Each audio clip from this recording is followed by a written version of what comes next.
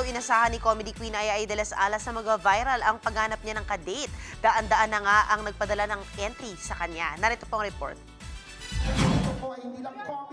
Agaw pansin in her green gown. Si My Best Friend Eman star ay Ai de las Alas, the full throttle ngayong taon. Matapos ang challenging happening sa kanyang personal life last year, rumampa sa red carpet si Ai para sa bago niyang pelikulang Batang Pako, co-starring Empoy Marquez, na showing na today in cinemas. Directed ito ni Rechi Del Carmen na dating cinematographer ng yumaong si Direk Wendy Ramos. Nagulat niya ako eh.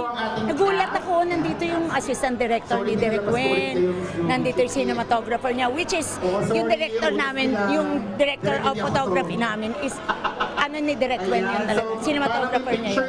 Cinematographer namin yun, sa tanging ina. Matapos ang viral video niya, ng paghahanap ng Valentine date, may manliligaw applicant update na si Ai. Halos 2,000 ang nagpadala ng entry. May AFAM, may manging isda, may magkapatid. Meron ding pinamimigay ang asawa.